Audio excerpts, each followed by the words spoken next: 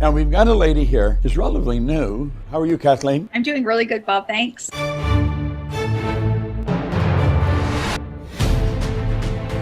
I created a version of myself that was powerful and successful and loved and beautiful in the body that I am in now. What would you say to Kathleen 2 years ago? Wow. I was making $3,000 a month in my online business when I started studying law of attraction. And here I am $15 million later in just under 2 years in a beautiful academy to help purpose-driven entrepreneurs create success in their own lives. The dollar amount is just a reflection of the impact that we have made on this world and how many people we've been able to help through courses, programs, masterminds, live events. And that leads us up to the Bahamas, where it was all coming together beautifully and things shifted.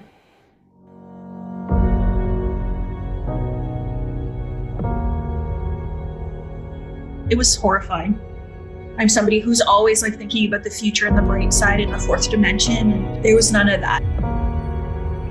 But I have come out of this now just absolutely knowing without a shadow of doubt, even more than I knew before, what I'm here to do. It was all part of the plan of preparing me to be able to help more people. Tomorrow starts tonight. This is one life. We are only here for a short time. I only have infinite number of opportunities. I only have an infinite number of moments to experience the wonder that is this life. And I'm not going to waste a moment of it any longer.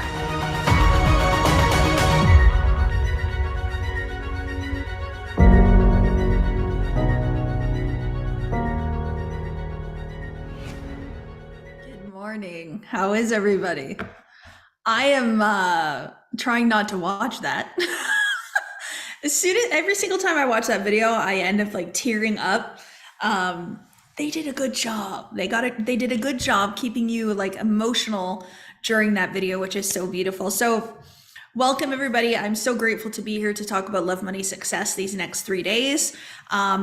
These 3 things have been things that I have really thought a lot about and have really tapped into the frequency of vibration of all 3 up to a certain level.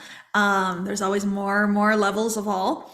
But when I was thinking about our next live event, I thought, what is more powerful than talking about the connection between the experience of love, the experience of money, and the experience of success? And so that's what I want to talk about for these next 3 days is my perspective on all 3.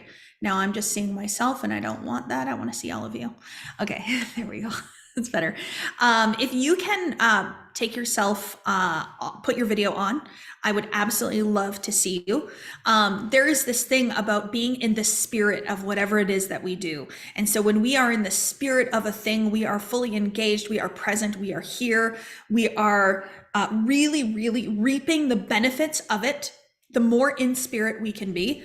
And one of the things that I love so much about being in spirit is about showing up.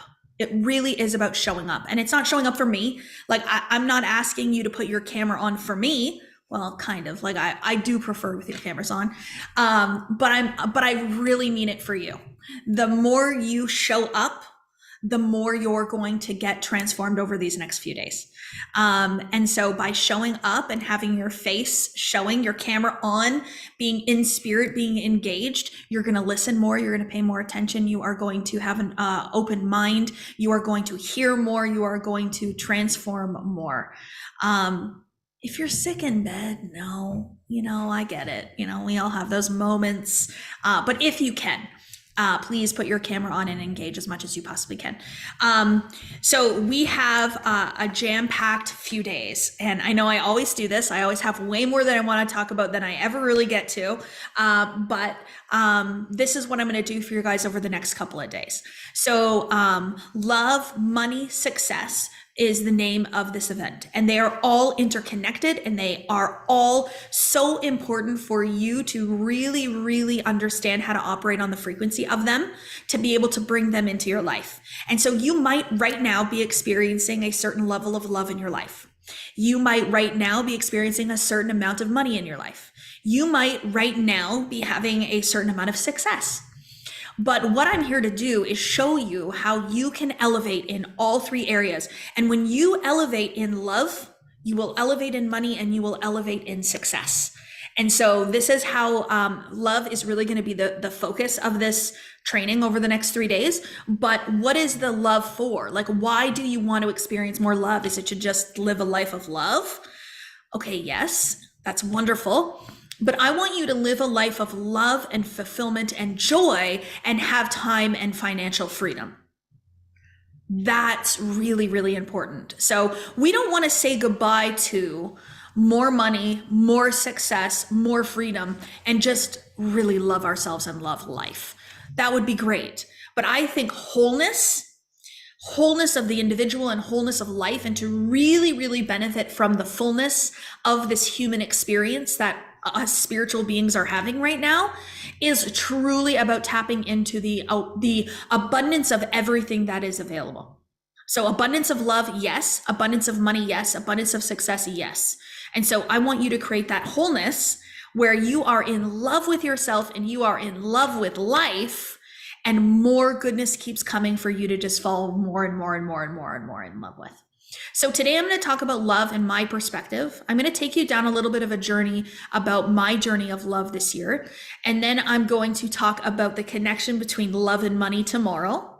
So tomorrow we're going to talk about how love and money are on the same frequency of vibration, and how you can tap into both of them by doing one thing. And then on day 3, which is our VIP day where I do Q&A, that's where I'm going to wrap it up, and we're going to talk about what success is. What does success really mean? Everybody has their own interpretation, their own vision of what that is.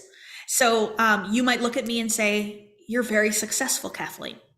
And I would say, yes, but I believe that there's a higher level of success that is literally just waiting for me to shift into. So it's the same thing for all of you. So it's being grateful, never satisfied. So I am grateful for what I have. I do identify as a very successful woman, yes, but there is more success to be had. And so this is how we're going to tap into that on day 3. The really, really beautiful thing about love, and why love has become a very important part of my life, is that every single year, I'll start off by saying this, every year I choose a word. I choose a word at the beginning of the year that's going to be my focus for the year. And so 2 years ago, my word was natural. I was like, you know what? I want to feel natural. I want to feel natural in the amount of wealth that I have. I want to feel natural in the business that I have, in the success that I have, in the version of me that I am being. I want it all to be natural. And then last year, 2022, my word was health. I decided January 2022, I wanted to become my healthiest version. I was like, I'm ready. Let's do it. And then the universe provides me with this incredible opportunity to step into that version. It's like, okay, Kathleen, you want health? Here you go. Here's what some would call a health crisis. And we're going to give you the opportunity to step into that new version. This year, it's love. The word that I decided to focus on for 2023 was love. And it's so interesting because since I chose that word, I see it everywhere. And I see books about it, and I see quotes about it, and signs about it. Somebody dropped me off for lunch one day when I was in LA in April, and they dropped me off in front of these garage doors that said love painted and beautiful. And I did you do that on purpose? No, the Uber driver did not do that on purpose. So it's just so interesting that it starts to show up for you the more you focus on it. So last year, I know I haven't chatted about it too much publicly, but last year, yes, I had my lung surgery, but I also separated from my husband of 17 years. And so Chris and I are still in business together, in co-parenting together. He is still somebody so near and dear to my heart. We speak every single day. We have a beautiful relationship, but our relationship has shifted. So there isn't the romantic component of our relationship anymore. And so that is part of the reason why I chose the word love going into 2023. And it wasn't to try to find or replace love that I feel had moved or shifted. It was to actually choose to love myself more, to turn that love onto me, and to experience the emotion of love in everything that I do in a stronger, more powerful way and experience. And so that's why I chose the word love for 2023. And so that's why I'm really, really excited to just talk to you about my journey of like, what have I found? What have I come to realize? What do I believe to be true about love now? I've changed my beliefs in a very, very big way. And I'm going to share a little bit with all of you today. So I would absolutely appreciate if in the comments, you can let me know if this is your first time coming onto a live event. I see some familiar faces, some faces that I haven't seen in a little while.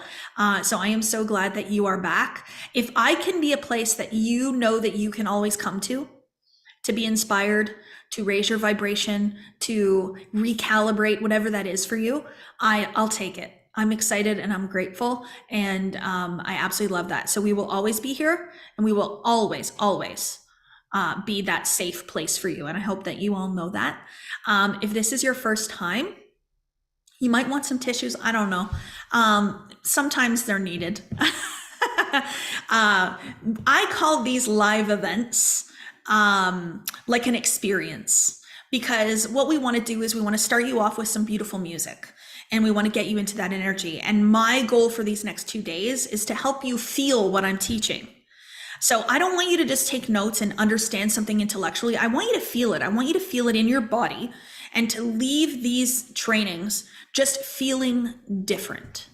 And so hopefully you'll see that's what we do. And I always end every single day, all 3 days, we will end with a song. And it's a song that I specifically choose that we will enter into the spirit of together, so that we can feel collectively what the words are, the message is, the feeling of that song is, so that we can all leave on the same foot and on the same place.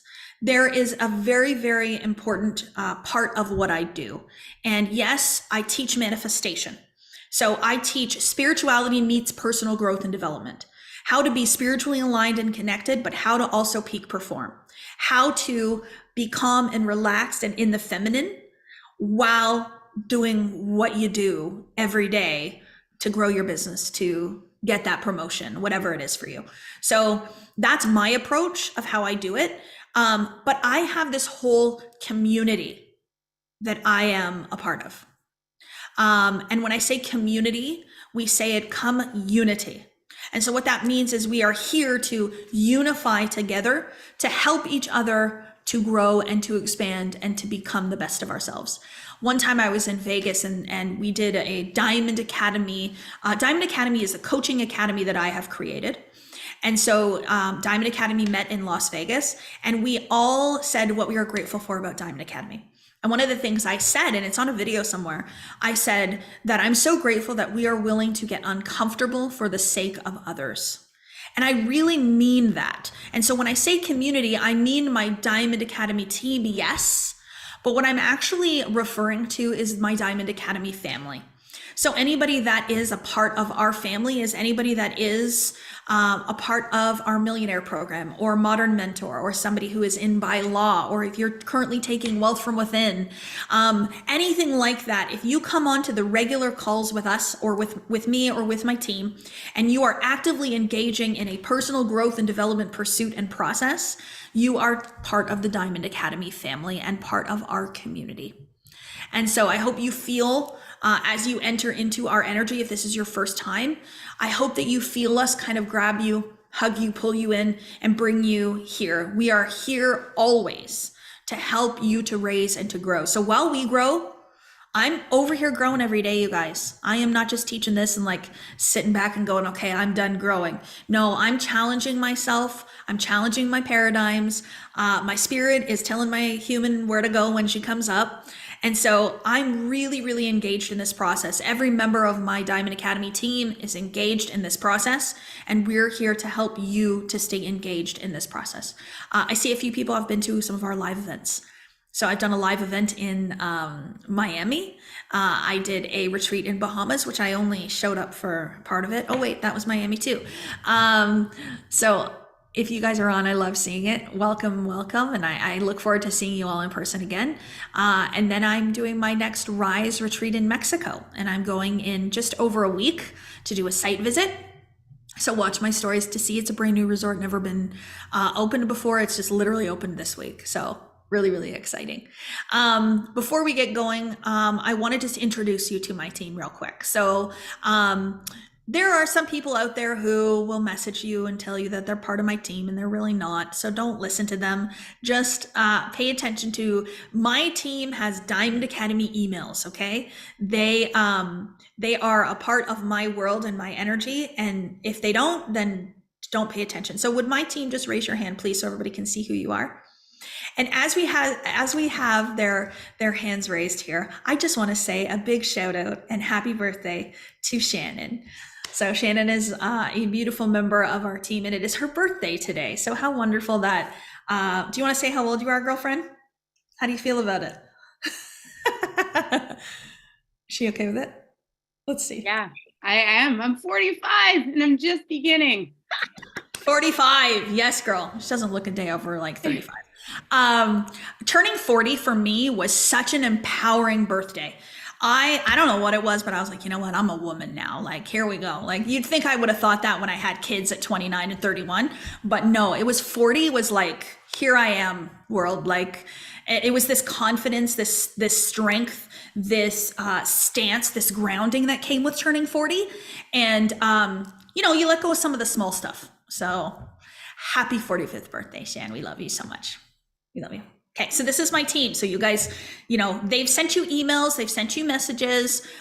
So pay attention to that. Check your junk mail if you haven't heard from them yet. They're pretty efficient. So they've sent the emails out, so you might not have gotten it yet. And if you haven't heard from anybody on my team, just comment below. Just let us know. You can just put a message anywhere in this chat and we will get you guys connected. I know the team has been having some amazing calls with some of you already. I've heard some of the goals and the dreams and the wishes and the things that you want to do. They've been telling me about some of those things. So if you haven't had a chance to connect with them, I highly suggest it comes with the registration for this event. So please make sure that you do connect with them. So are we ready to talk about love today? Yeah. So I just want to start off by saying that I used to believe, and many people still believe this, I know, that love is something that is reserved for certain people.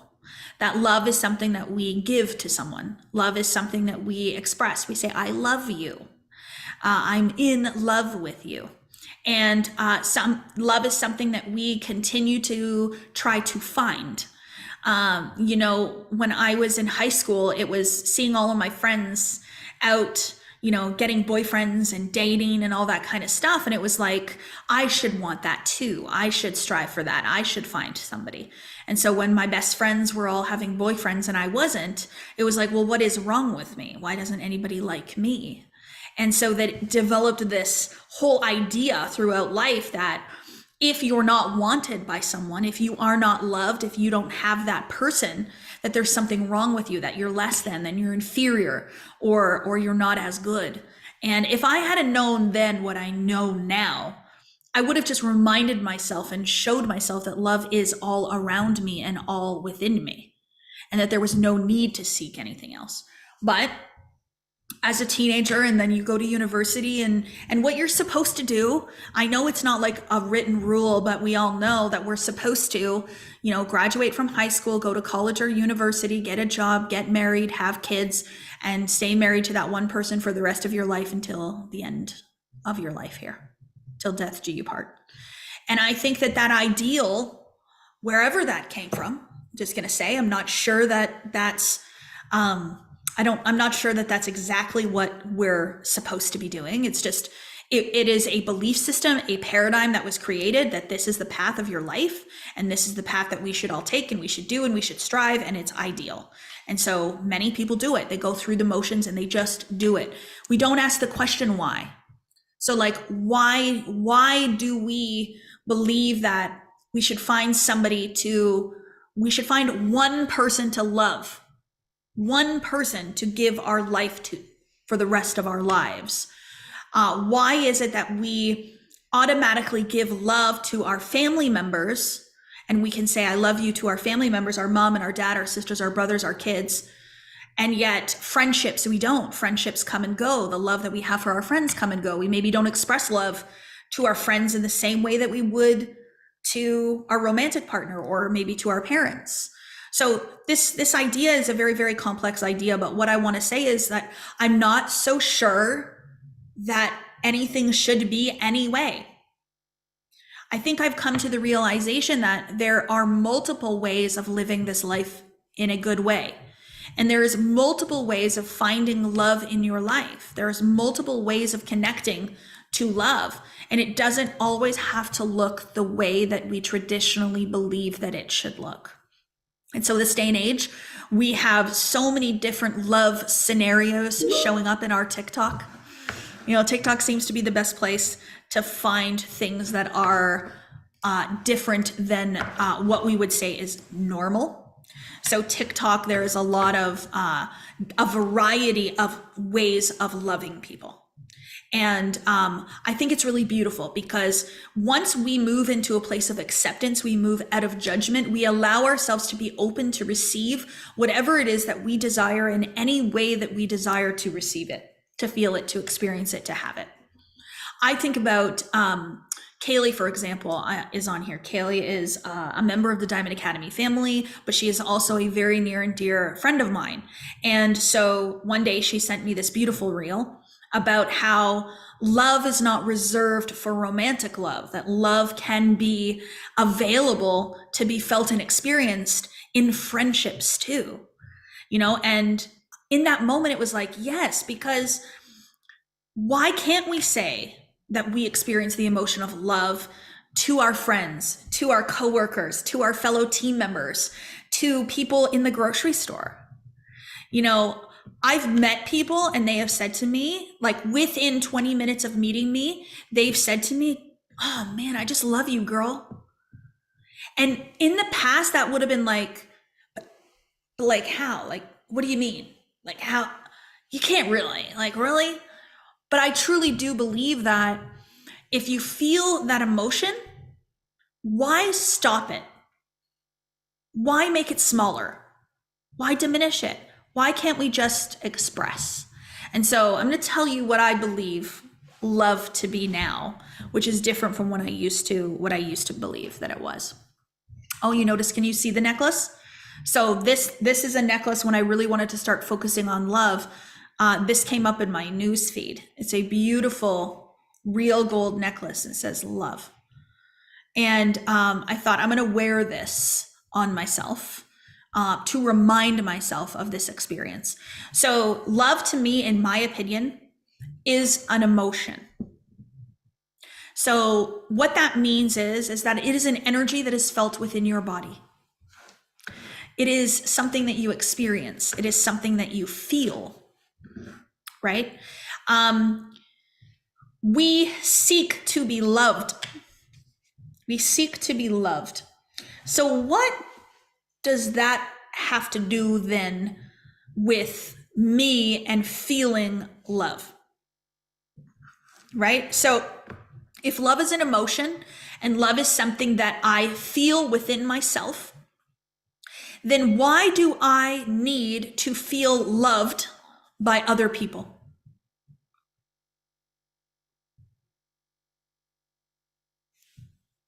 You don't feel the love enough in yourself, perhaps? Yes.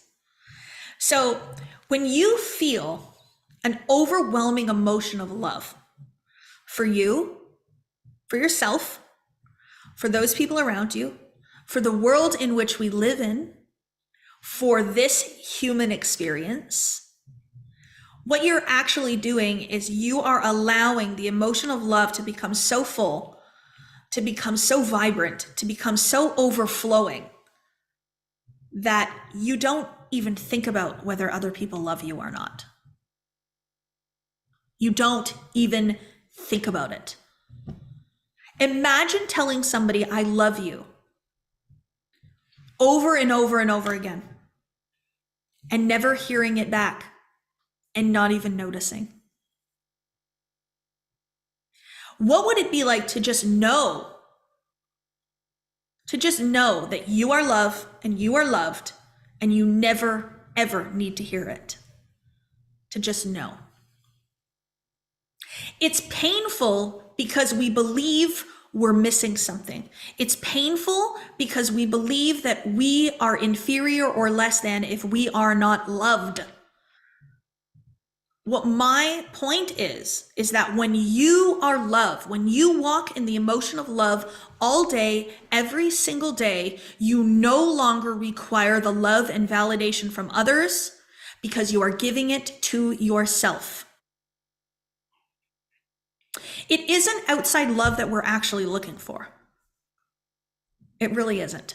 When somebody says to us, I love you, I think you're amazing, I think you're great, oh, you're the best, there's this thing that happens. The next thought that you have, the next feeling that you have is, oh, he loves me. Oh, she loves me. Oh, she thinks I'm amazing. Oh, she thinks this. So then what's actually happening is you're saying, it's okay to love myself now. It's okay to be good enough now. It's okay to be worthy now. You can actually just like get rid of the whole need for other people to say it to you. And you can actually just exist in the experience and the emotion of love so much that you're just overflowing with it and it doesn't matter what other people say. So many times we do things because we want something in return. So we send you a picture of us because we want you to send her a picture of you to me back. We say, I love you because we want you to say, I love you back. We give somebody a compliment so we get a compliment back. So let's shift to expressing how we feel, telling people how amazing they allow us to feel without ever wanting or needing anything back. So literally it's walking around every single day being like, oh, I think you're so amazing. Oh, you're so wonderful. I'm so grateful for you. I'm sending you love. Oh, I just think, oh, I just adore everyone and everything. And I walk around in that energy of pure love. And then guess what I feel back? Pure love. The energy that you give out is the energy that you get back. When you give out gratitude, you will get more to be grateful for. When you give out love, you will get more love received back. But you don't need it. It's really, really beautiful.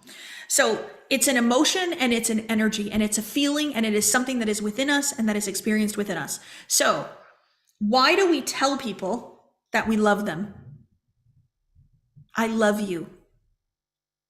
I love you. What are we really saying? When I think about you, when I'm with you, I experience the emotion of love within myself. We're not actually like giving it away. Like we're not saying, I love you, here you go, take all my love. Like we will sometimes say like, I gave you my heart. No, I didn't give you nothing. I have a full, beautiful heart and I just allowed it to be amplified. I allowed it to grow. I allowed it to be bigger. I allowed it to be elevated while in your presence. So we use the language to say, I love you, but what we're really meaning is like, you make me feel love. You make me feel the emotion of love. And if you always need somebody else to make you feel love, you are dependent upon others for the feeling of love within yourself. You don't have to go to anybody else to find it. It is all already within you. So the answer is always love. The answer is always to go to that emotion. I want to read you guys something from Marianne Williamson's A Return to Love. It's a little bit of a longer read, but it's very powerful and it's very beautiful. So maybe one thing that I can do, you guys are always going to ask me, so I'm in anticipation of this, is maybe I'll take a screenshot of a picture of what I'm going to read, and I will post it on my stories. So follow me, please. And I will post it maybe in the Manifested with Kathleen Cameron Facebook group. I don't want to try to summarize what she says because I think she says it absolutely beautifully in this chapter. For anybody that, whatever beliefs you have about a higher power, whatever spiritual beliefs that you might have, I want you to stick with whatever your beliefs are when I read this. So if the word God is okay with you, then just allow it to come through.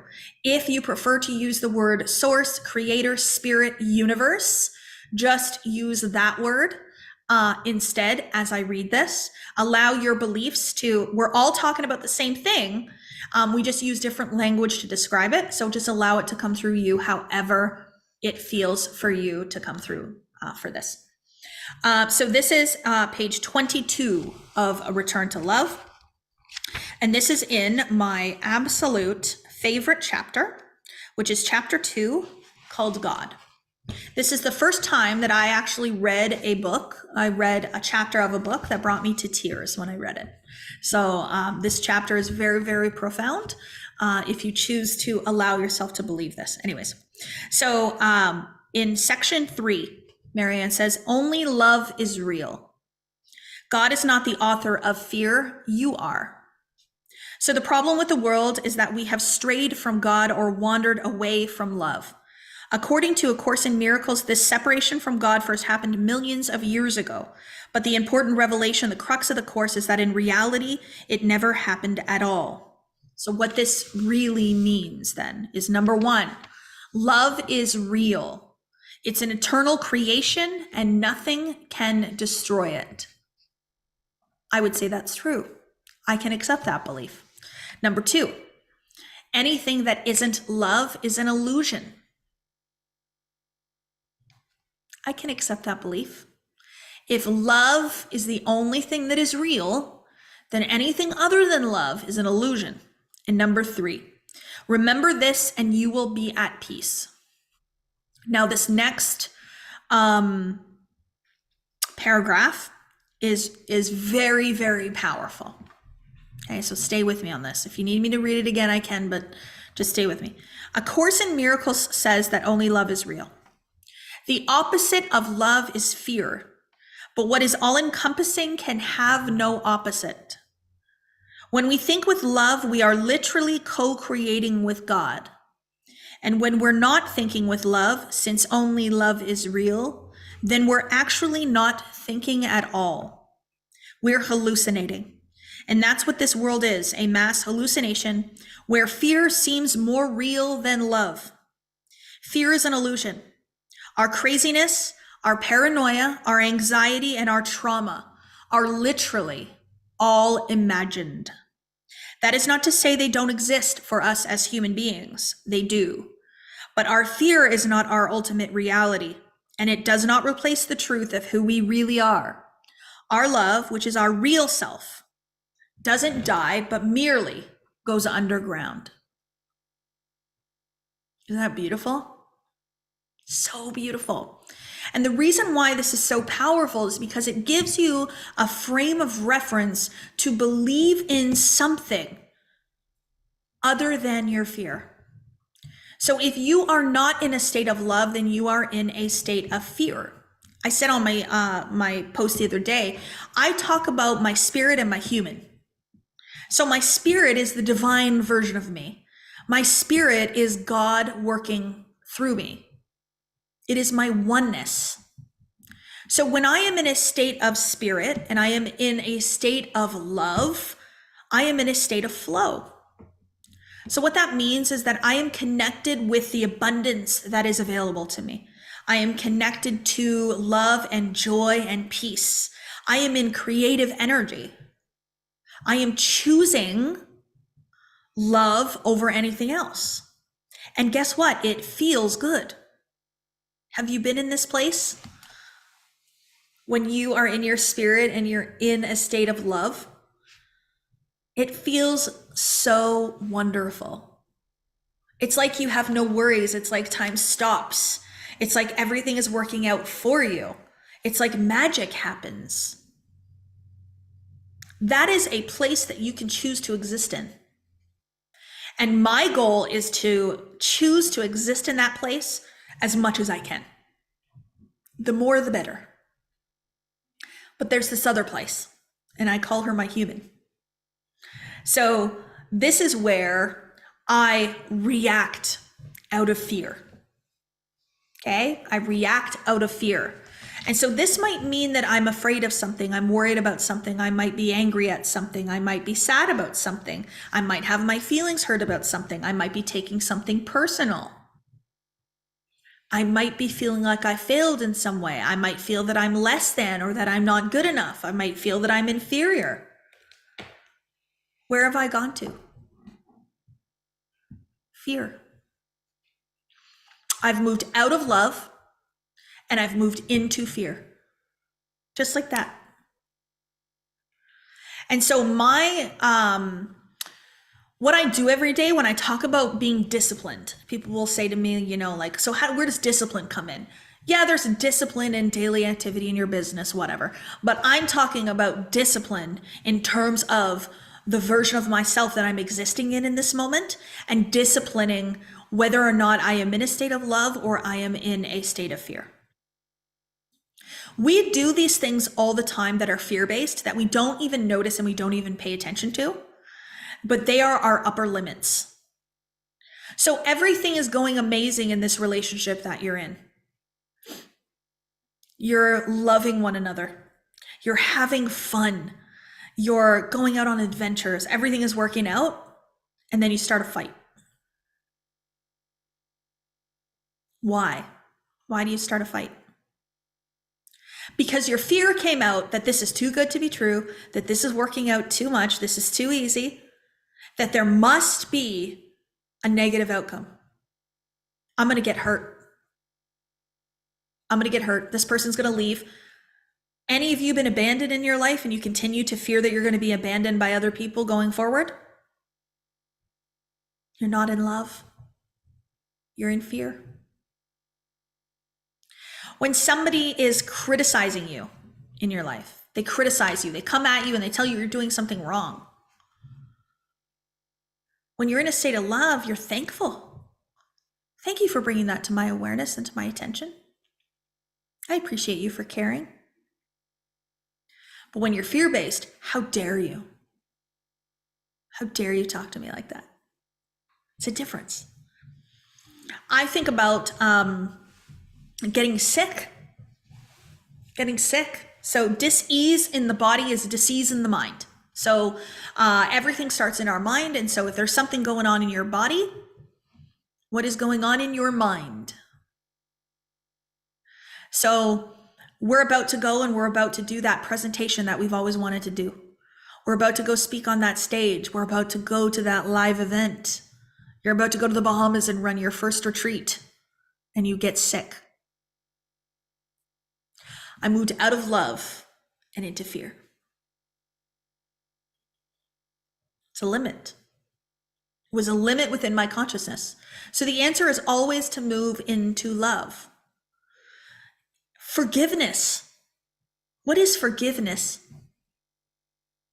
Moving into love. The ability to forgive someone for a wrong that they have done towards you and to send them honest love is a higher level of awareness. So we look at people like that. There's some people who have forgiven their child's murderer.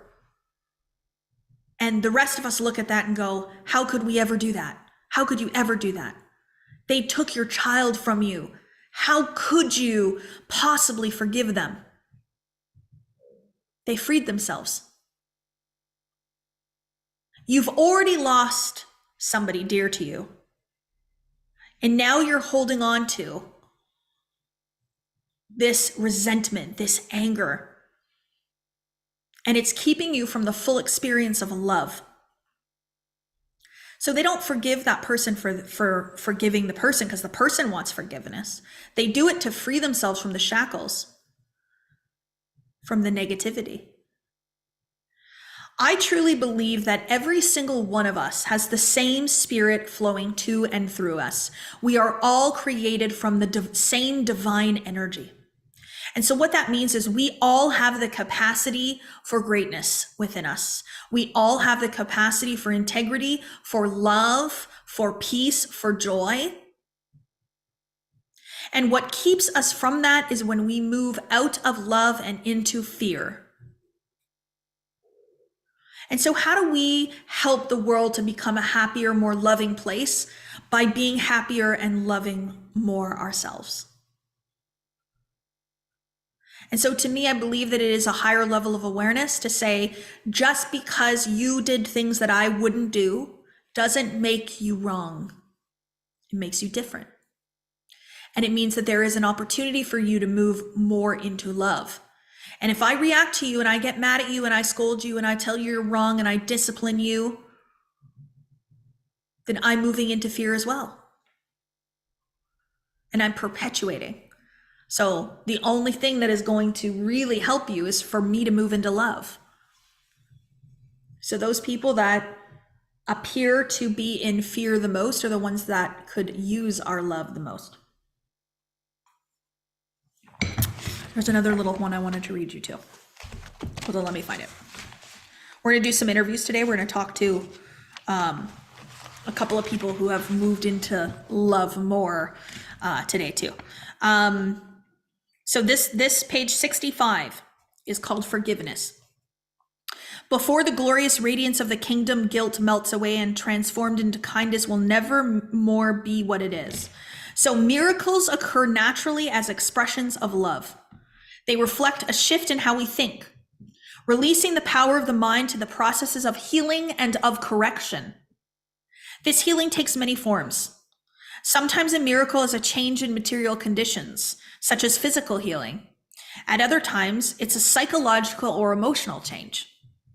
It is a shift not so much in an objective situation, although that can often occur, as it is a shift in how we perceive a situation. What changes primarily is how we hold an experience in our minds, how we experience the experience. This is so powerful. This is Return to Love by Marianne Williamson. So it's all about how we perceive a situation and then how it changes how we experience the experience. So by moving into love, we immediately shift the experience of whatever it is that we are observing in our 3D physical world. Immediately. So being in love, to me, is not only being in love with a person or multiple people, but it's being in love with yourself, it's being in love with people, and it's being in love with life, but it's also holding a loving perspective. So how can I view this situation from love? So think about yourself in your life right now today. There is something that you are holding a negative energy about in your life right now. There is something that is limiting you strictly by the way that in which you see it. So it might be that you haven't achieved success yet. It might be that you haven't made the money that you want to make yet. Maybe it's that you're in a relationship that doesn't have a lot of love in it, or maybe there's a lot of fighting or arguments. Maybe a friend of yours no longer wants to speak to you anymore and you have your feelings hurt. Maybe your body doesn't look the way you want it to look. Maybe your health isn't where you want it to be. And so what's actually happening right now is that you are perceiving that thing from an unloving perspective. Because if you saw it from a loving perspective, you would give yourself grace. You would see that you are magnificent and you are powerful and you are beautiful and you are special and you are unique. And that you are unfolding into the beautiful version of you that you've always aspired to be. And all of those things will come when you are available to receive them. But when you are in judgment, When you are in judgment, you are not in love. So I don't want to say I'm in love with someone, but I'm in love. I'm in the emotion of love. I'm in the experience of love. I am in a loving perspective. And so sometimes when I'm having some negative feelings about somebody, I'm having a perception of them, I have a story about who they are and what they've done to me, I step back and I think, what would it be like for me to just give them love right now? What would it be like for me to just send them a message, letting them know how amazing I think they are?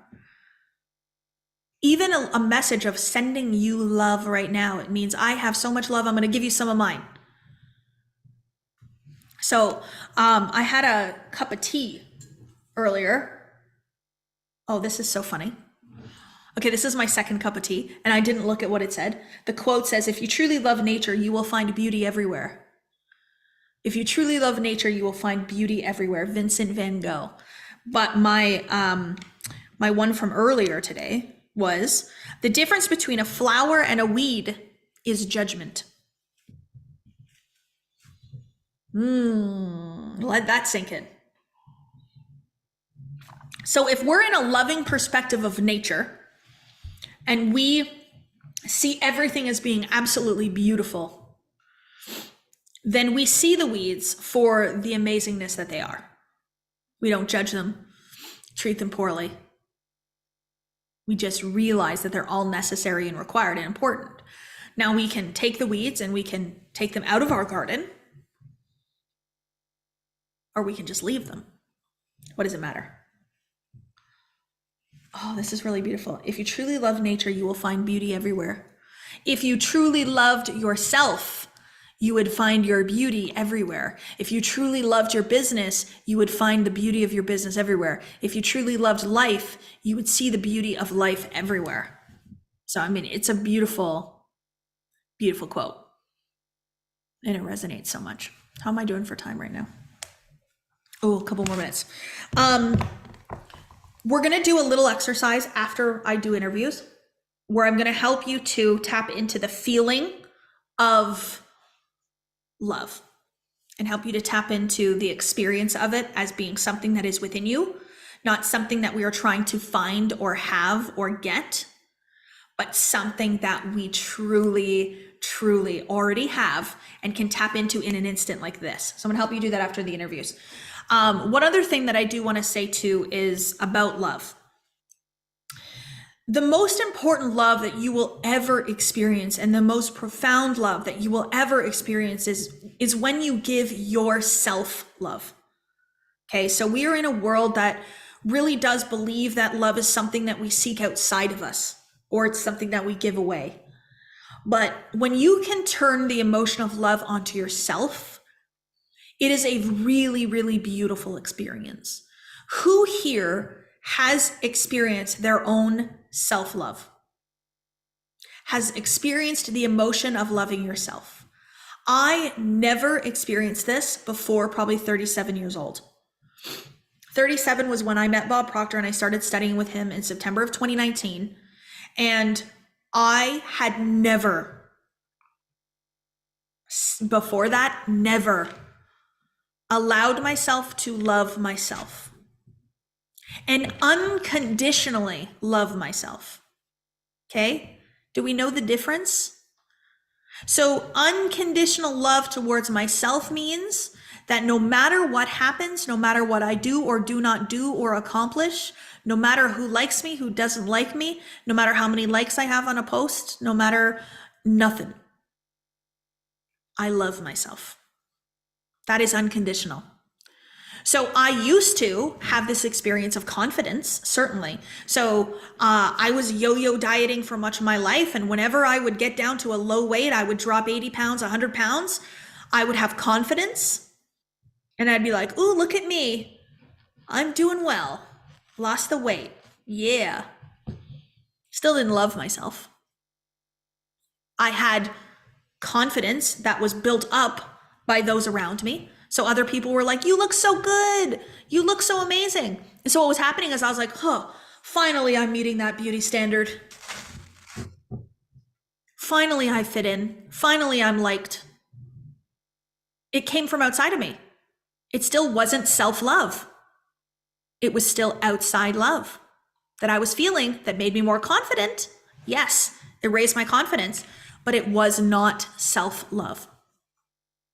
So self-love for me now is loving myself no matter what. If I'm 300 pounds or I'm 200 pounds, I'm giving myself love.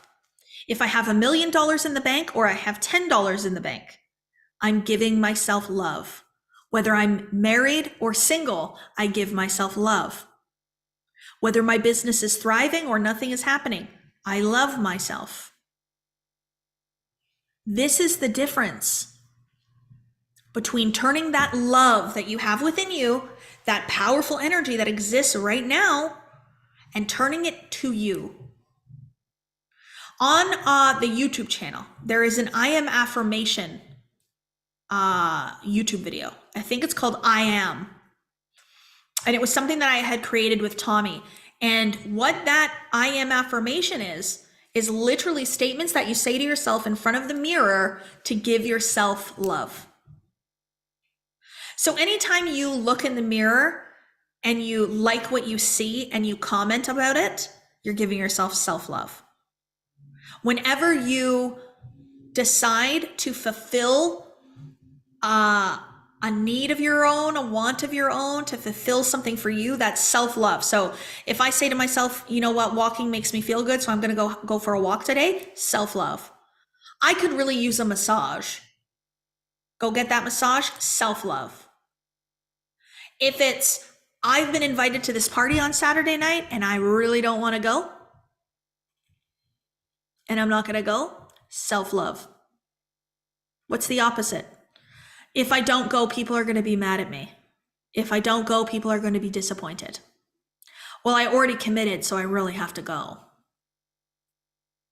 But you don't want to go, so don't go.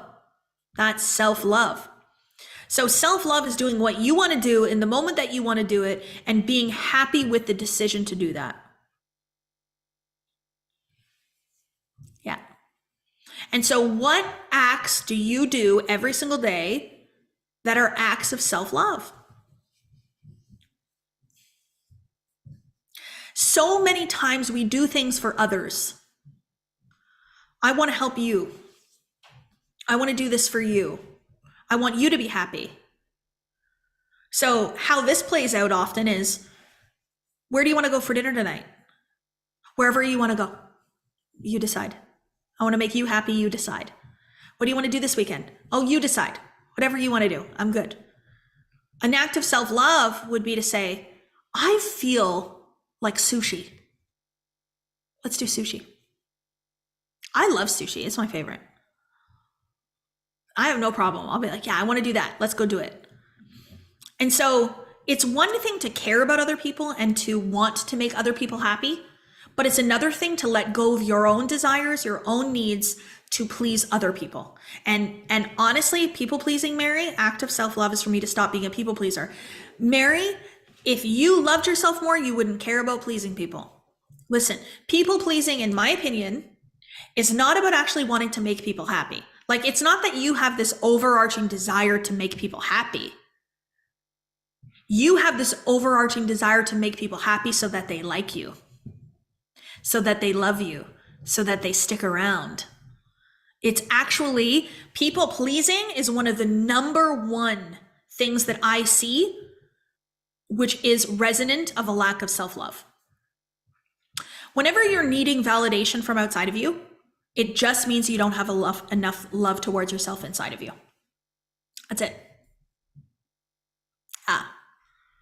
So self-love isn't telling yourself that you've done something wrong, that you've messed up, that you've screwed up, that you're horrible.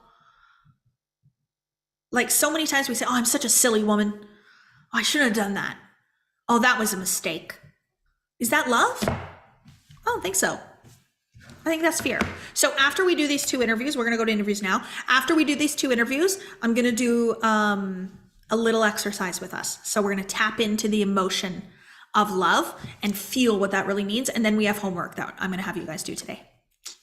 I love the homework so much. So who do we have first? I think we have Miriam first. Is she here? Let me see. Yes. Hello. Ooh, Dr. Miriam. I didn't know that.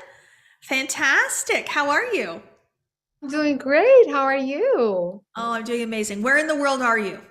I am in South Texas. Nice and warm and beautiful out here. So South Texas. What city is that? Well, the city is Mission, and it's south of San Antonio, about 3.5 hours. Oh, wow. I'm in Canada. Yeah. I'm just north of Toronto right now. I've actually probably been in California more this year than I have been in Canada this year. But I'm not mad about it because I literally wrote it down. I wrote down that I like travel back and forth between California and Toronto. And then all these opportunities to go kept coming. I'm like, okay, I need to slow down my manifestations. I need time to unpack.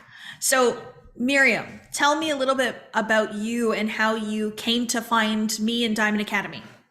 Yes, absolutely. First of all, thank you so much for having me here. It's an honor and a privilege. And it's actually an affirmation come true. So, Oh, so what was the affirmation that's now come true? Like, what were you affirming?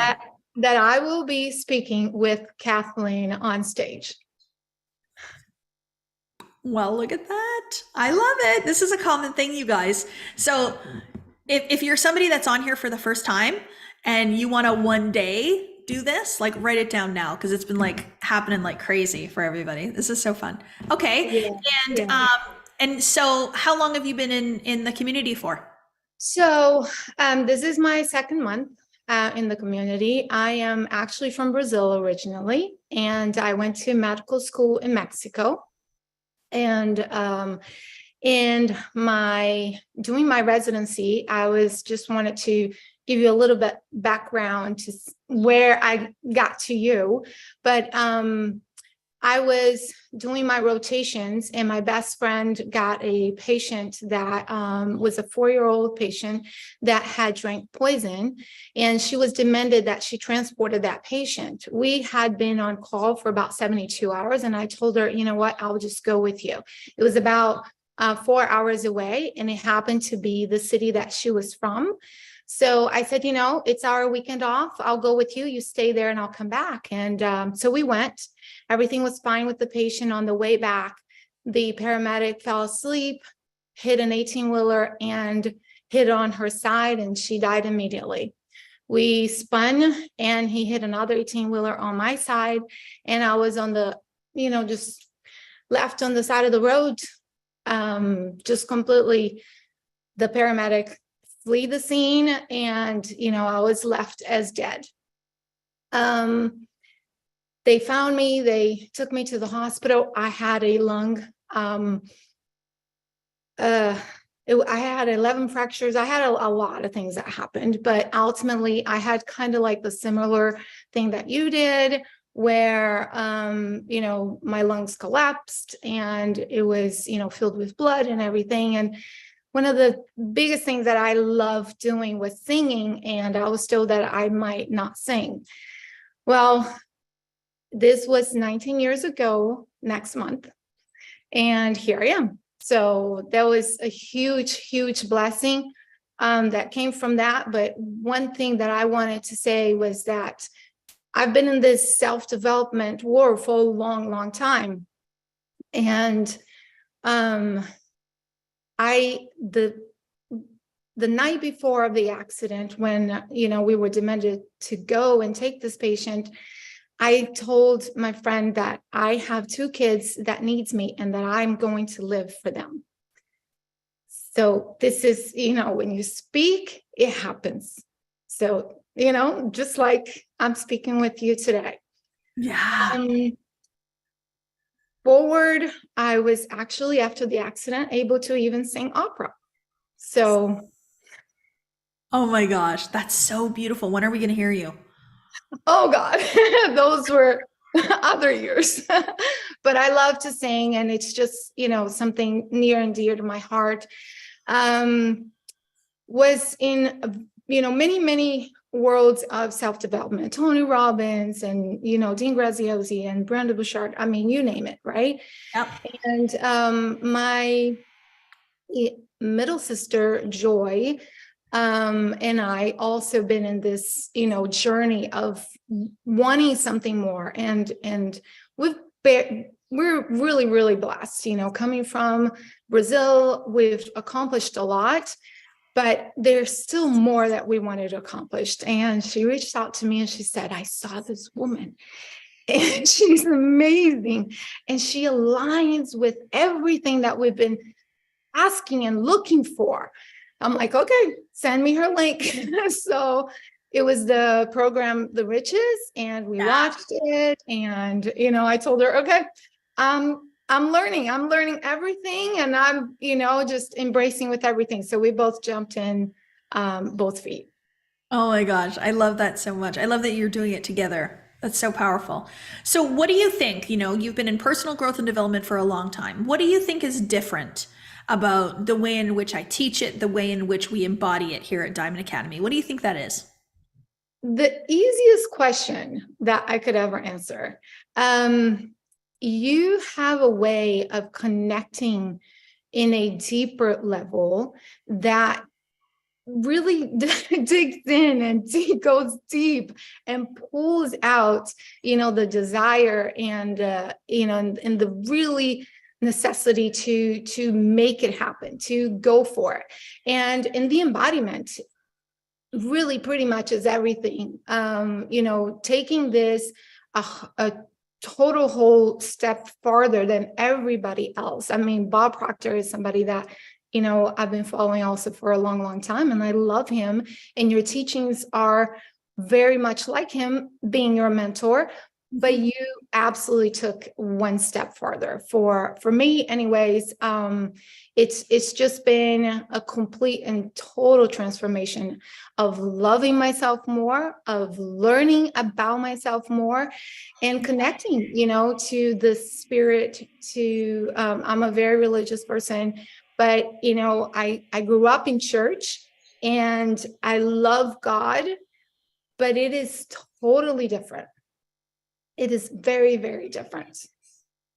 I see a difference between, for me, it's about traditional religious affiliations and religion as an organization.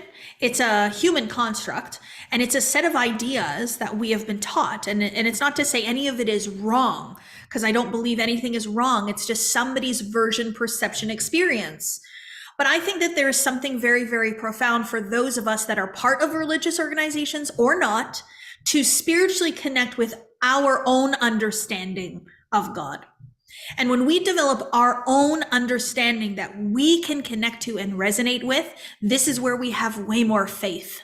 This is where we take faith, we take action in a state of absolute faith. And this is where we allow life to really become something that we fully live and experience, versus just trying to do the right thing, versus experiencing like all the more that is there to offer.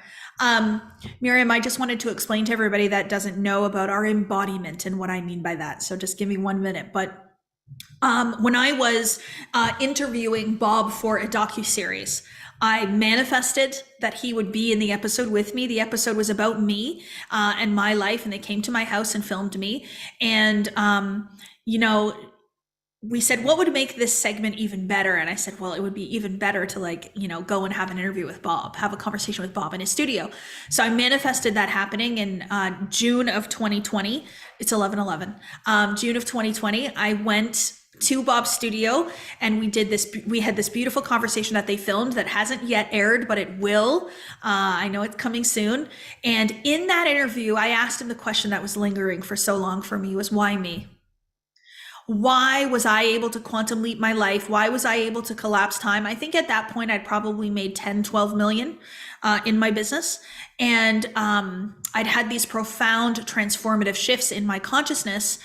And I was seeing that this wasn't happening for everyone.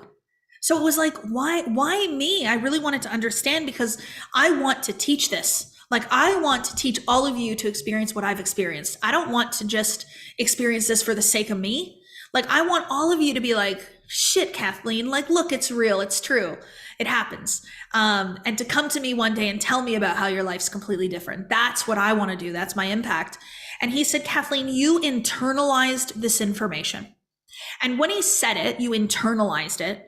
I went, okay, yeah, I get that. He's like, you've actually like put it into yourself and you live according to it. It's truth.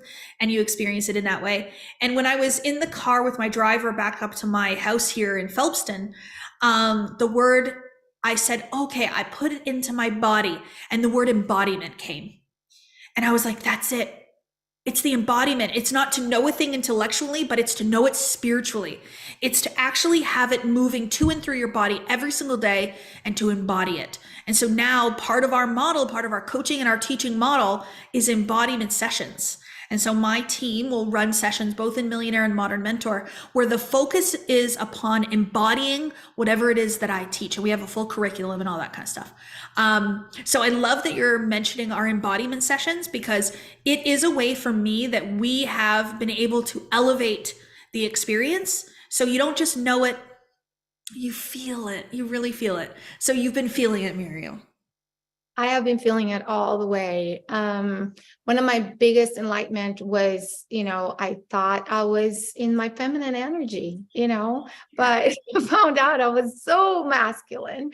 And so making that switch and making that connection with God, one of the things, the way that I like to explain is like, I spoke with God as this person up there on a throne somewhere.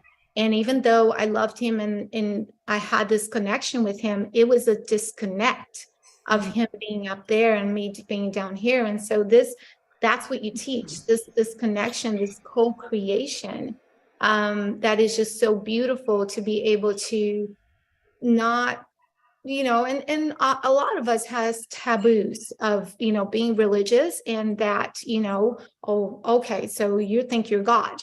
And it's not that, it's really that connection, that deep connection with the spirit. And we are children of God, and this whole world was created for us. And so we, abundance is for all of us to have and to take. And it's just that the level of belief, the level that, to live on the no, to live on the, to scale from the one to the belief to the no, and, that you teach so well.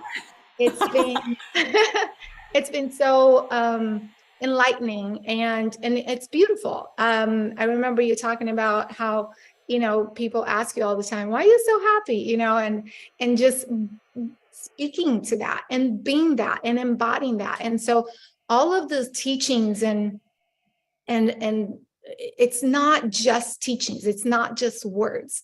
It is everything that you can live. And that's what I've been living, and feeling every day.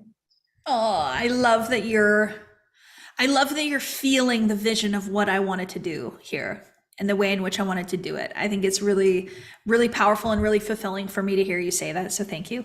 I would love to know, I'm a former registered nurse, so I was in healthcare for oh God, how many years? 13 years, I think, or something like that. Anyways, and I've really changed my perspective on health and the medical profession. So I'm interested to know, have you shifted some of your beliefs around that? Like what's your thoughts? It's interesting you asked that, because I was raised by a naturopath. My mom, my grandmother, she's my everything. And the reason why I went to medical school is because I really, truly wanted to help people. And when I started practicing, unfortunately, I found out people really don't want to be helped. They just want a prescription. And during my accident, when I was in the hospital and they did not know if I was going to come out or not, my mom flew from Brazil and took care of me, and all of the natural healing she brought in to the hospital. And, it was kind of a combination of everything. And all my friends were making juices and, all kinds of different things. And the doctors just couldn't explain. My hemoglobin was 3 when I got into the hospital, and they just, like, she's not going to make it. Right. I had no platelets. Anyways, it was like a really dark time. And I came out of it. And when I came out of it, that was my new life. And when that happened, I decided, okay, I'm going to share with the world. There is an alternative. You don't have to live this. So I actually became a transformational health coach. So today I teach people to transform their lives inside out. We are able to reset your whole body into, I call it, going back to factory settings, the way God made you. And yeah, absolutely. There's a lot of things that our own body can heal, and there's a lot of things that nature can help us heal. There is a place for medicine, absolutely, and that's why I went to medical school, but ultimately 99% of healing is within us and within nature. Yes. Oh, that was brilliant. And it's a return to love, like it really is. It's returning to that state. So I think about when we were babies, when we were born, when we were first toddlers walking around, we weren't judging ourselves. We weren't judging others. We weren't critical. We weren't displeased. We weren't angry. We weren't resentful. Our true state was joy, love, peace, inspiration.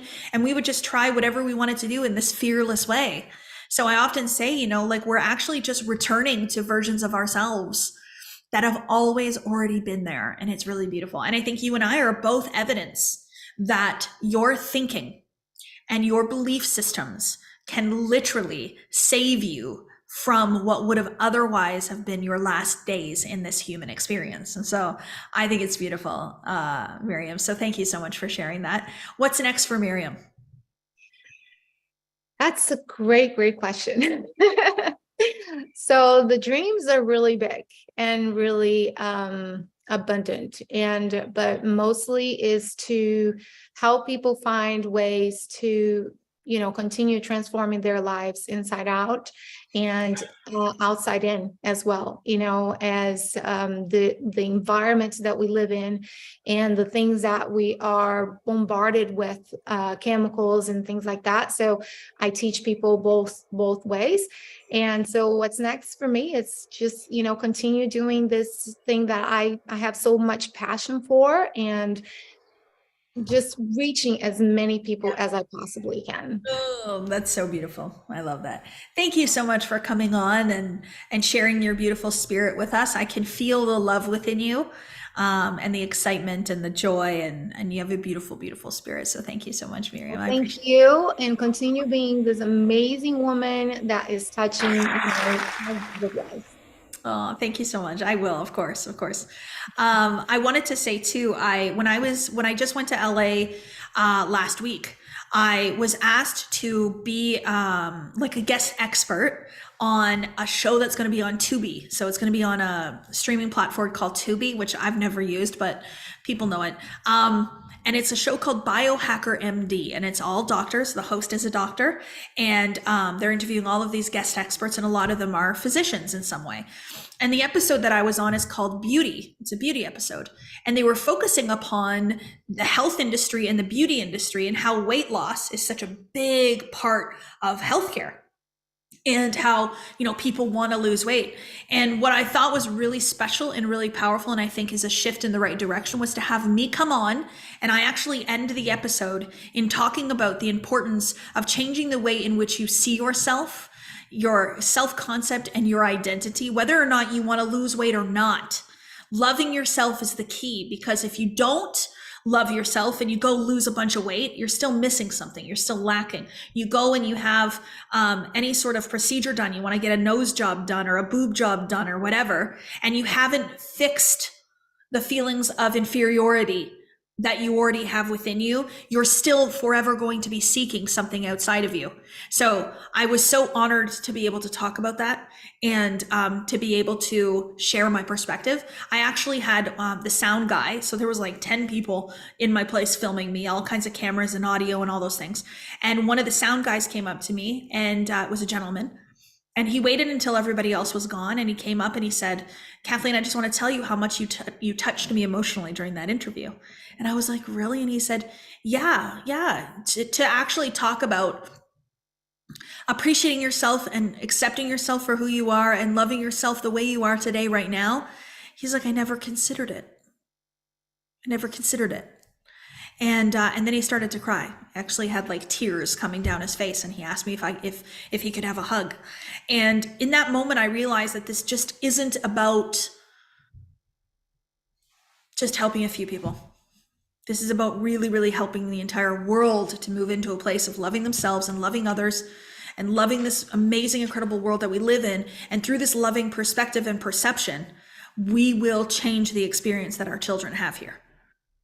We will change it. And I really do believe that. Thank you, Miriam. I appreciate you for coming. We're going to talk to Nakia. Is she on here? Is Nakia on here already? Okay, Nakia. Okay. See what she does to me? Her and I just spent some time in LA together. Okay, so the universe put us in the same spot at the same time. We didn't even know it. She's in my next level mastermind, and she literally just said nonchalantly in the chat, oh, I don't know if I'll be on or whatever. I'm catching a flight to LA. And I went, I'm going there tomorrow. And so I got to spend some time with Nakia in Los Angeles. This is the second time in like 2 weeks I've got to see you. I saw you in Toronto, and then I saw you in LA. And Nakia is living in a beautiful state of love. And so when I called her up and I brought her up, you could see in my face my reaction, because when I'm with her and when I think about her now, I feel the emotion of love when I'm present with her. But enough about me. Nakia, how are you doing, beautiful? I'm great. How you doing? I'm so happy to see you, and I'm so happy for you coming on here and chatting with us today. How long have you been in My Energy? Since January? Yeah, I think, was it Attract? What was that program? That was January. Yeah, Attract. Yeah, Attract 2023. And you made a decision right away. You were like, I'm going into the mastermind. So the mastermind is a six-figure investment. It is one of my higher level programs. And you have, since you joined that mastermind to where you are today, you've released so many things that were just holding you. And I don't mean like people, and I mean like beliefs. Yeah, But maybe tell everybody kind of where you were at when you found me. So yeah, I am a serial entrepreneur. So I already had a couple businesses. I'd already scaled 6, 7, and 8 figures in my businesses, but I did it. Oh my God, when I tell you the masculine way, up the rough side of the mountain with the backpack full of bricks, I mean, with no shoes on, one way, right? By any means necessary, but I made it happen because that was the way that I thought success was, but it was just not showing love like to myself. I thought the number of frequent flyer miles and hotel beds I stayed in a year, when I look back at them, like, oh yeah, I was 48 weeks in the hotel out of 52 last year. I thought, shit, I'm living the life, you know? I mean, I got millions of points now. I'm enjoying it now in my effortless way. But yeah, that when I got into your energy, the effortless way is what stuck with me. And at first it triggered the hell out of me. Effortless way? What the hell, you know? You mean to tell me making less conference calls and going to less car? Like, how? This lady is crazy. And I'm like, of course, this is not going to work. So I just said, okay, I'm going to test it out. 30 days. I'm literally going to show up, be on the calls, do my homework. I'm going to embody this. I'm going to think it, eat it, breathe it. I'm going to feel it. And then let's just see. And I was like, oh shit, I did $1 million month and I ain't even left my house. Like, how did this happen? Like, it was just, I was like, okay, so maybe that just happened. Let me try it one more time. I'm kind of like, I think Gideon in the Bible, you know, is like, okay, if this is for me, you know, make it this way. And then the next day, well, okay, if it's really for me, do the opposite. So that's kind of how I was. And then I just started saying, wow, you know, like Miriam, I have also kind of studied, I've been a seeker all of my life. I was raised in very religious upbringing. So anybody on here, if you know about like the old Black church, holiness, speaking in tongues and that whole rules, and God was also external. And for me, God was a white guy. And that was already like, what the hell? Like, I'm praying to this guy. It was like, this is not working. This person don't love me. Could God potentially be a racist? I mean, I had a bunch of shit, like a bunch of beliefs that had to really be kind of broken up. And then your teachings brought It's like source. Now I call God source, the one true source, the holiness of all holies that reside within me. And that power, when I'm connected to it, when I feel it, is why I'm allowed to create the effortless way. Because God is already everywhere. God already knows all of my clients, I don't have to do all of that. And so I just tested. So I'm on month 5 and I'm like, shit, my goals are just crazy. I mean, I left LA and just the freaking domino effect of things from my journal are happening so fast. You call it quantum leaping. I call it I'm wrinkling time. Yeah. So if you ever saw the movie The Wrinkle in Time, where like something is way out there, I'm wrinkling time. Like things that I thought would not happen for years are happening in days. I mean, my husband is home. And for those of you who don't know this story, like my true love story is my husband was incarcerated. We live in Florida. My husband at age 22, 3-time selling drugs as a young age, at 18, at 20, and at 22, he was sentenced to 85 years in prison.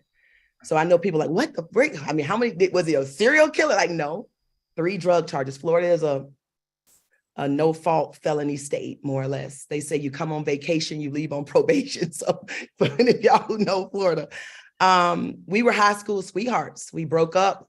It's more to the story. He had gotten a girl pregnant. I have a bonus son, of course, who was not our race. And that played a lot in kind of, I think, his sentencing. But going like 15 years after he was gone, we got back in contact. And I was like, oh my God, when I'm with this man, I feel this energy of love. He brings it to the forefront like instantly.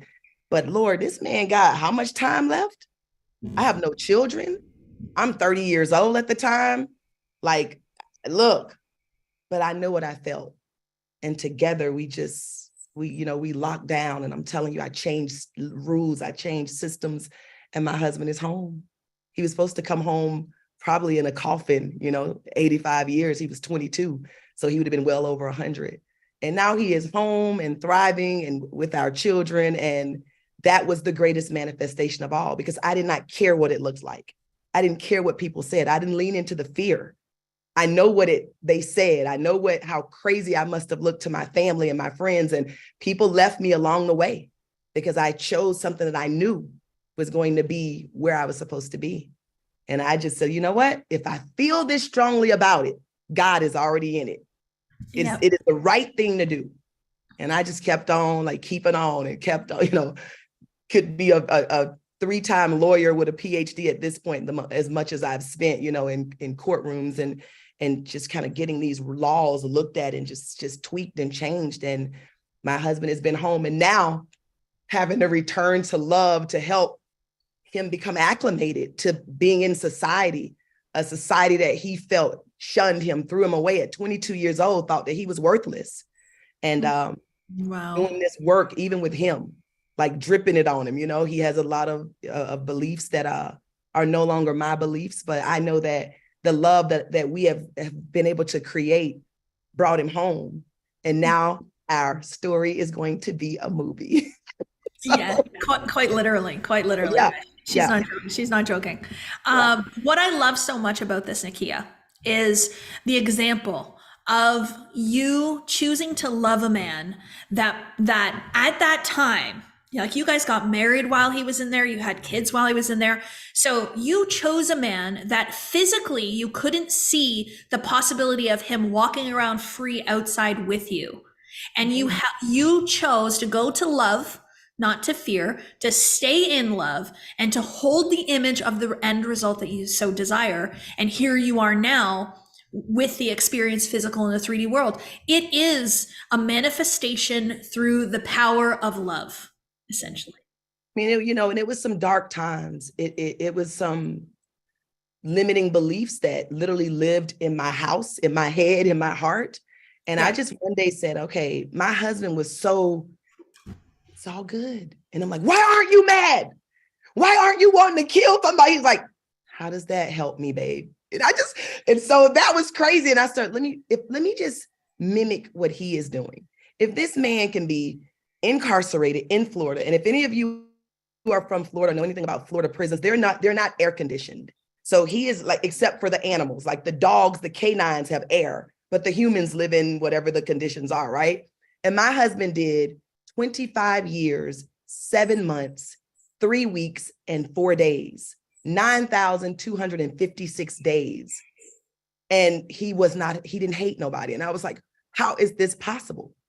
2 degrees, learned another language. Like, he just literally blew my mind. And I just decided, if in these conditions, you can choose to look at the world and find the beauty in it.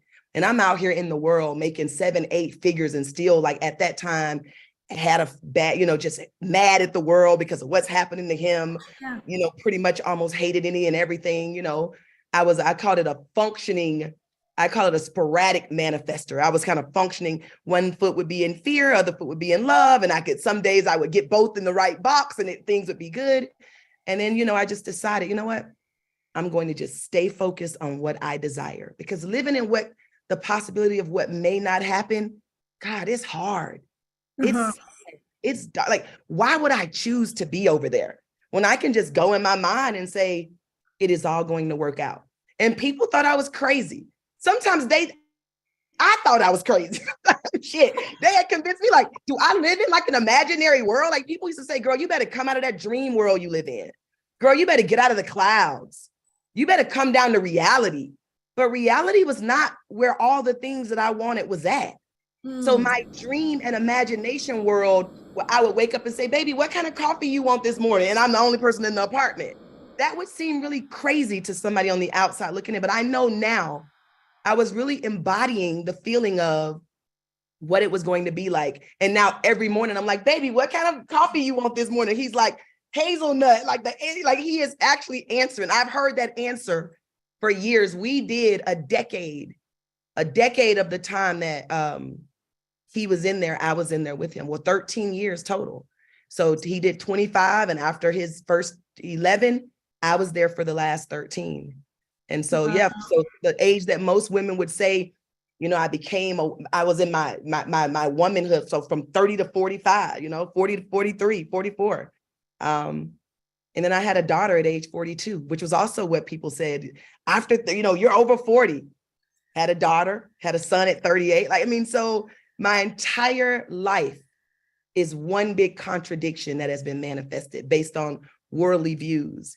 And so now I'm addicted to this. Now I write goals that if the average mind reads them, they're like, you have to be out of your damn mind. I'm like, yep, probably maybe might be out of it, but it's all good. But I think it's so brave, and I think it's so bold, and it's such an example of the personal growth and development that work that you have done on yourself, Nakia, to even ask for things like that. Most people won't even ask for it. So the fact that you're willing to write it down, you're willing to be that brazen and be like, you know what, I deserve this, I'm worthy of this, let's go. That's how we help other people too.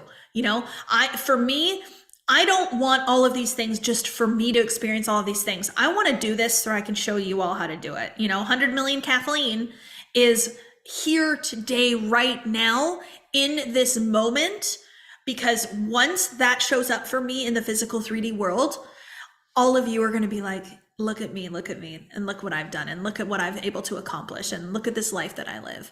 So Nakia is just a beautiful story of how this material, this way of living and this way of thinking really, really does work. And she's talking about her imagination too. I know this, maybe we'll talk about imagination maybe on day 3 a little bit more, but the power of imagination, you guys, all we have to do is visualize it and it will show up for us. Hold that image. You'll have your husband drinking coffee with you every morning.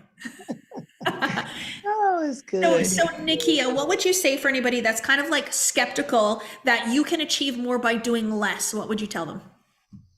It's normal to be skeptical. We live in a world that says, flood your calendars, overbook your days, right?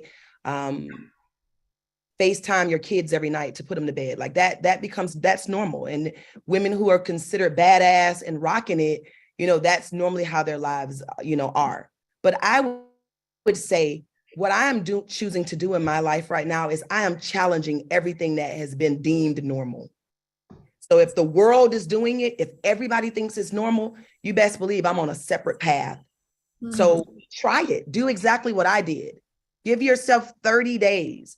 where not just 30 days where you do nothing. Now you doing something, but it's what Kathleen is teaching. It's literally working on you, figuring out the goals, the dreams. What is it that you desire? And sitting in that in the morning, get up and do your little visualizations, go for your walk, feel gratitude, put on your playlist, dance, rock out, pull the energy into it. That's what I did for 30 days. And then at the end of the 30 day, I emailed my assistant and said, what did we make this month? And she sent the number back. And I was like, what did we, I had disconnected from the work until I told Kathleen, I was like, I think I'm gonna hit it. I think I'm gonna hit the number. Then the next month I was like, okay, let's see again. And so now look, you can't drag me. I'm in Arizona right now at a beautiful estate, looking at the gardeners out front, fly home to my kids tomorrow. Then we're going to spend Memorial Day in a beautiful hotel with a lazy river because they love the pool. I mean, I literally just designed my life. And the less amount of shit I can do, I'm trying to now can we manifest from our dreams, Kathleen? Because that's my next step. Like, I ain't gonna wake up. Yes. I just want to manifest it in my dreams and wake up and have it. So yes. And I love the biggest reaction that I get, and I think you've said it to me before. The biggest thing that I hear from people is like, Kathleen, I thought you were crazy, and now I see that it's truth. So what if you could be in love more and create more success in your life? Be in the ease and flow more and create more success.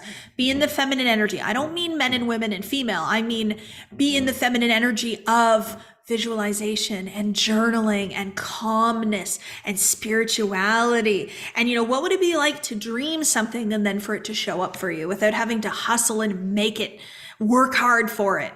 Like, I don't need a medal that says, Kathleen, you made a lot of money and you worked really hard for it. I don't need that. So anything that tells us that, I would much rather have a medal that says, Kathleen, you did a lot of good in this world. You made a lot of money in this world, and you did it in a beautiful state of ease and flow, and you enjoyed every moment of it along the way. And that's how I feel with you, Nakia, now, is you're enjoying it. You're really enjoying it. Yeah. And it's such a pleasure to have you a part of our community. You're so inspiring for so many people. And I can't wait to watch the movie. Who's going to play? Somebody asked, who do you want to play you? So I think Issa Rae. Issa Rae will play me. My husband actually said yesterday, baby, but your energy more like Tiffany Haddish. And I was like, I guess you're kind of right. But I'm like, hey, but it'll be like our story. So I need somebody that can kind of look, it's from young, and my husband's son is going to play him. He's actually, he's actually an actor right now. He's done Homecoming, American Homecoming, something like on the CW. He was on Grey's Anatomy. And so his son is going to play him. Can you imagine? He was a 1-year-old baby 2-year-old when all this started. And now he has love for acting. He texted me yesterday, he goes, I gotta play dad when you have this meeting with the producers. And I'm like, that's exactly how it'll be. So yeah. And I remember, and I just want to share this really quickly, and I hope you don't mind, because I want to show the dichotomy here. But before we met in LA, Nakia messaged me and she said, I think I need to see you. Like, she felt within herself that there was some contrast. There was the rhythm showing up. She wasn't feeling as inspired and all these things. And, we met in LA. She came to the big mansion that I had rented up in the Hollywood Hills overlooking this stunning view. We went to Boa for dinner on Sunset Drive. And then she had a meeting with somebody who's now introducing her to a producer about her movie. Like, literally, guys, things can shift like this. Shift your energy and shift what you bring into your physical world. So don't stay in the fear and move into the love. Nakia, I adore you. Thank you so much. I'll see you at 1:00 on our call. We have our mastermind call today. Appreciate you. Love the earrings. She always has the best, biggest earrings, which is so beautiful. Thank you. Thanks, Dan. I love the sound effects. Sound effects are so fun. Okay, I want to do a little exercise with us. So I think the important thing for us to do together today is to really connect to the feeling and the emotion of love. So I want to do a little thing with you guys. We don't need any music or anything, Jen. Don't worry about it. I just want to I want us to tap into the experience of love. So I want everybody here, please, to close your eyes. You don't have to turn your cameras off or anything. Just close your eyes and just take a few moments to just focus on your breaths. I want you to really calm your nervous system down. So focus on taking a really, really nice deep breath in and then let that breath out. And as you let every breath out, I want you to just release some tension in your body. So if you feel your shoulders are a little bit up, let them down. If you feel like you're not sitting comfortably, just let yourself relax, your stomach relax, your eyelids, everything. So on every exhale, just exhale any tension. Just let it all out. Deep breath in and then exhale. Now I want you, in the screen of your mind, I want you to visualize one person that you love very much. So see their face in your mind, this one person that you love very much. And you're looking at each other now face to face. Their eyes are open and your eyes are open, and you're looking at them right directly in their eyes, and you're smiling. And you notice their face, they're smiling back at you. You're looking at them with love, and they're looking at you with love. And then I want you to embrace them. So put your arms around them in a beautiful, warm embrace and hold them and feel all the love that you have for them. And I want you to sit in this feeling. Allow this loving feeling of this person embracing you and you embracing them back.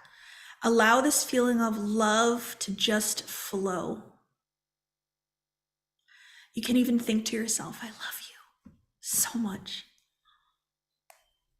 You mean so much to me. I care so much about you. Whatever the thoughts are coming up, let it grow. And then I want you to visualize this loving energy between the two of you as this red energy that you can feel. It's this field around the both of you. This red loving energy is growing and it's expanding. It's so strong and it's so powerful. And now I want you to send this red loving energy out to the world. Allow this love to just move through you and send it to everyone else in the world that needs it. This is a wave of love that we are sending out to the world.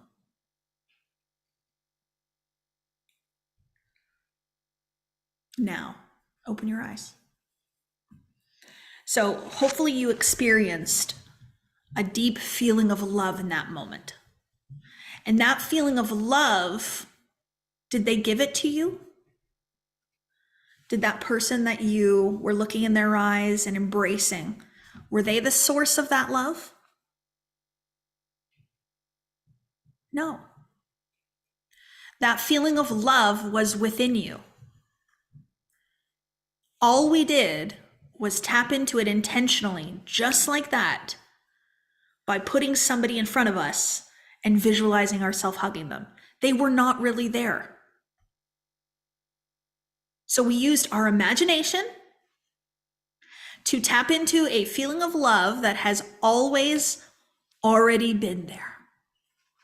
So in any moment, you can tap into this. In any moment, you can experience this.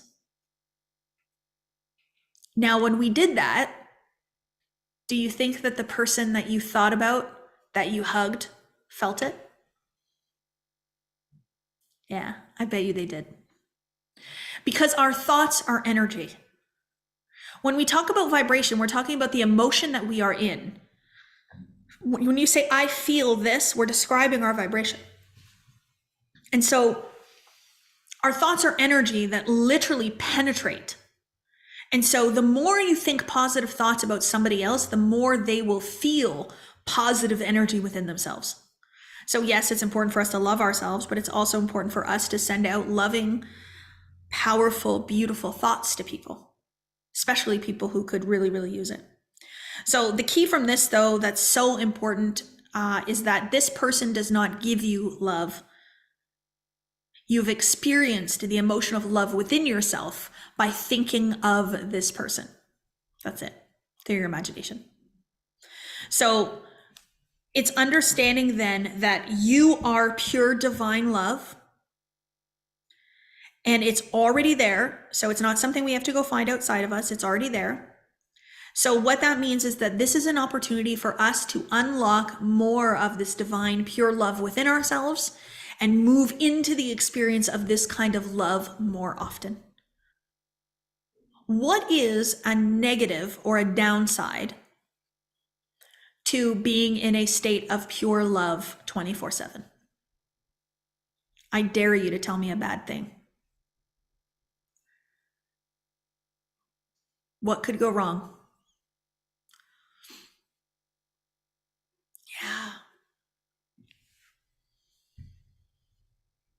Yeah, I mean, feels vulnerable. Deirdre, is that a loving thought for yourself? No, that comes from fear. And so what ends up happening is we move into fear because we're like, well, I could get hurt. But if you are pure love, how can you get hurt? So what did Marianne say on page 22? She said, A Course in Miracles says that only love is real. The opposite of love is fear, but what is all-encompassing can have no opposite. So if you are all-encompassed in this feeling of love, there's no room for fear. Yeah. So how easy was that for you to tap into the emotion of love and the experience of love? Yeah, really easy. Now imagine what it would be like to think of yourself in that little visualization. What would it be like to close your own eyes and to see you and to smile at you, to hug you, to give you that experience of love? It's so easy for us to give it to other people. It's so easy for us to say, well, they're worthy of my love. They're amazing. They're this, they're that. And so I'm going to love you. And I'm going to give you all of me. And I'm going to do everything for you, but yet not for me. And so it's the judgments that you hold about yourself that are not allowing you to powerfully feel the emotion of love when you think of you. Now, let me ask you another question. Is it possible to love yourself too much? Okay, so we just talked about what's the downside of being in a state of love all day long. Okay, no. So is there a downside to loving yourself? Can you love yourself too much? The world tries to tell us we can. We have words to describe it. This person is egotistical. They're egotistical. They have a big head. They have an ego. Where does that come from? Why would we create a word that would literally describe someone loving themselves too much? To keep us from fully embracing the love that we have for ourselves. It comes from fear. And if we really step back and we ask the question then, so someone who is egotistical, or somebody that has a big head, or someone that thinks too highly of themselves, do they really love themselves? Is that what we're really saying? No. Because somebody that is in their ego, that is looking for other people to say you're amazing, actually lacks love. So those people that we see, that we say are egotistical, or they have big egos, or they love themselves too much, what we're actually saying is that they could use a little more love.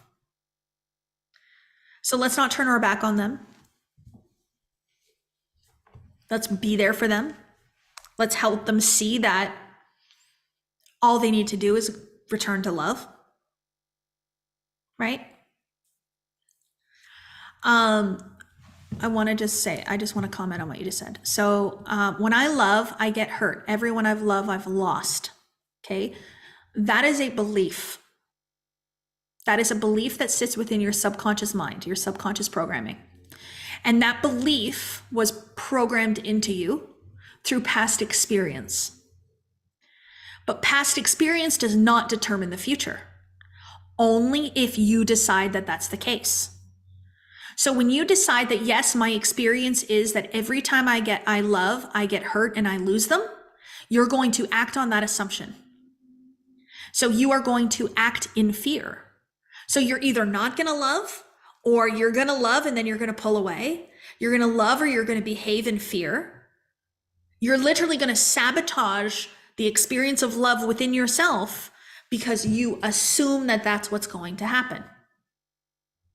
So there is an experience, Shanda, within you that ends in love. It starts with love right now and it ends in love.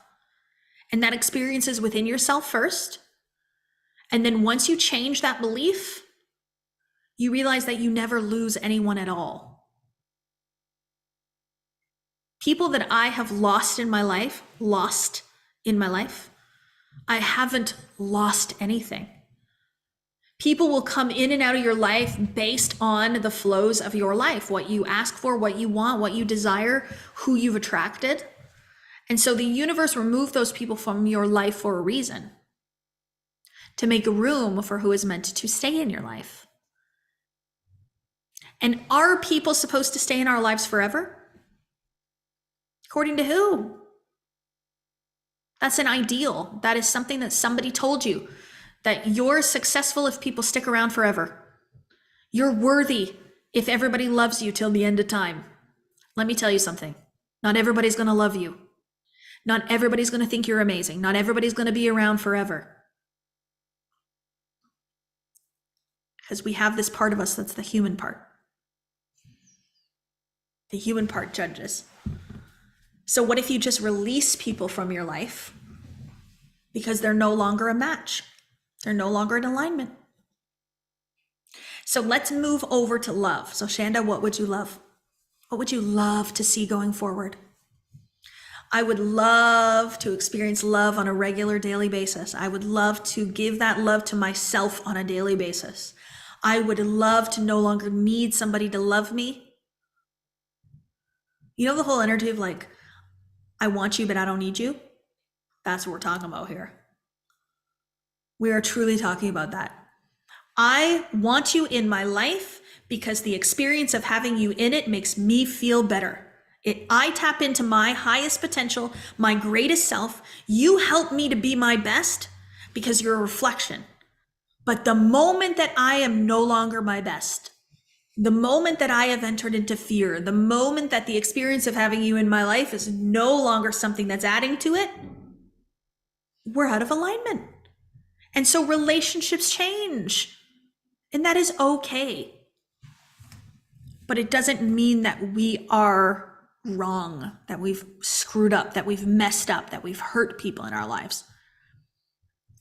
There's so many things. God, this chat's amazing, you guys. I'm trying to keep up, but it's really, really beautiful. The day you fall in love with yourself, the way God truly loves you, is the day the world can't control your mind.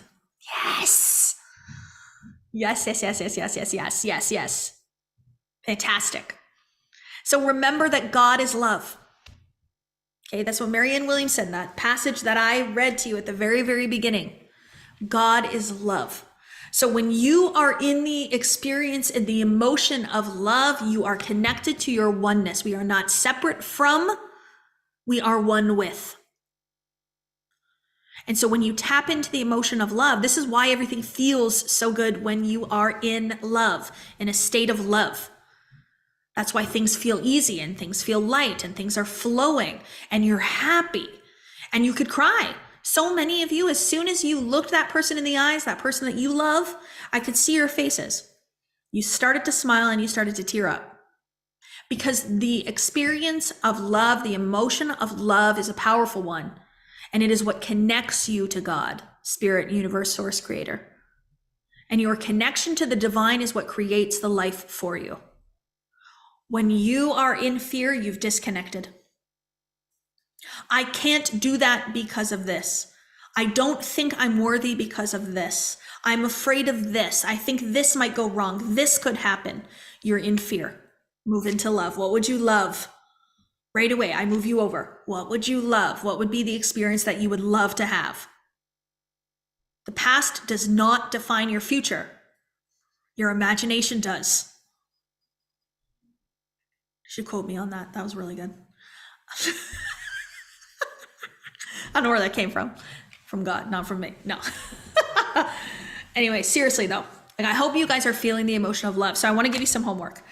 So tomorrow we're going to be back. We're going to talk about the correlation between love and money and how love and money are on the same frequency and how being in this energy of love can help you to make more money without having to work harder. So you just heard from Nakia, who is literally talking about this.